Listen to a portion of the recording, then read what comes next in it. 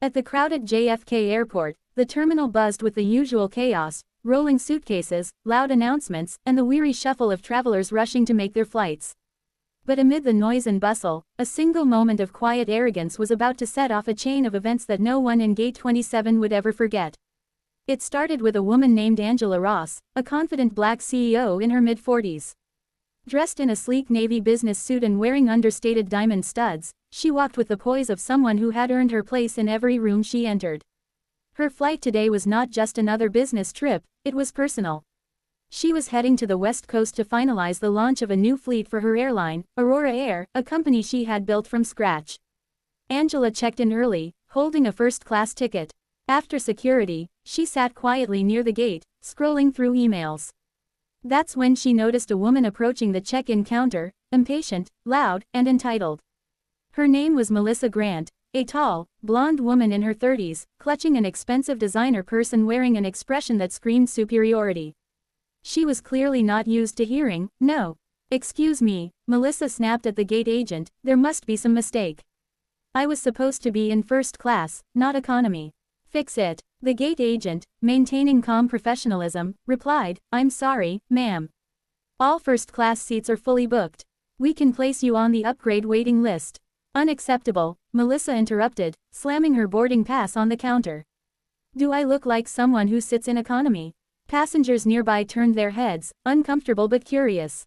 Angela glanced up briefly, shaking her head. She had seen this kind of behavior too many times, people who believed the world owed them something. Moments later, boarding began. Angela was in seat 1A, a window seat in the first row. She stepped forward gracefully, smiled at the attendants, and placed her briefcase under the seat. Just as she was settling in, she heard a sharp voice behind her. "That's my seat." Angela turned slightly. Melissa was standing in the aisle, glaring at her. "I believe this is seat 1A, Angela said politely, showing her ticket. "No," Melissa snapped, "that's my seat. I requested it when I booked my flight." The flight attendant stepped in immediately, checking both tickets. "I'm sorry, ma'am," she said to Melissa, "seat 1A belongs to Ms. Ross. Your ticket is for 4C in economy." Melissa's face twisted with indignation. "That's ridiculous. There's no way she's in first class and I'm not." The attendant's jaw tightened. "Ma'am, please take your assigned seat so we can depart on time." But Melissa wasn't done. She leaned forward, sneering. "You must have upgraded her by mistake. Look at her, she's probably some assistant or something." Angela's eyes met hers, calm but sharp. "I assure you, this isn't a mistake," she said quietly. "Sure," Melissa said, rolling her eyes. "You people always find a way to sneak into places you don't belong." The cabin went silent. Even the attendant froze, stunned. A few passengers looked away in discomfort, while others stared in disbelief. Angela didn't flinch. She simply looked up at the attendant and said evenly, "Please call the captain." Melissa smirked. "Oh, what, you're going to have me arrested now?" "No," Angela replied, her tone firm. "But the captain will want to know when someone harasses a first-class passenger before takeoff." The attendant hesitated, clearly aware this wasn't just a seating dispute anymore. She nodded and hurried toward the cockpit. Within a minute, the captain, a tall man with silver hair and an authoritative voice, stepped into the cabin. "What seems to be the problem?"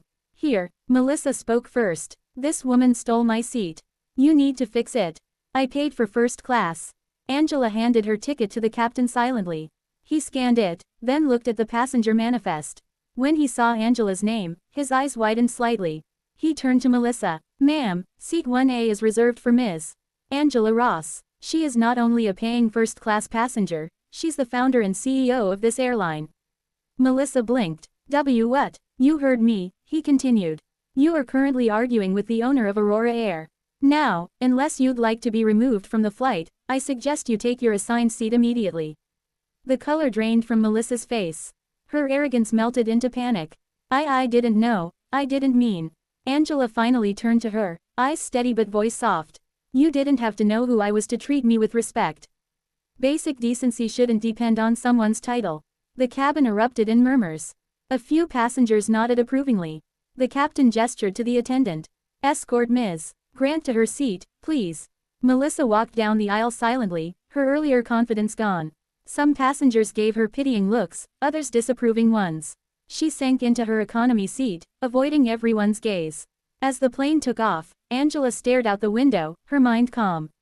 She wasn't angry. She was used to moments like this, small battles that reminded her why she had built Aurora Air in the first place.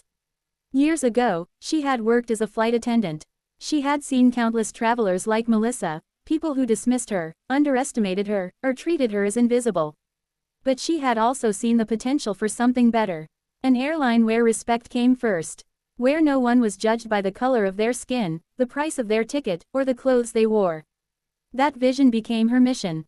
She studied business at night, saved every penny, and eventually pitched her idea to investors.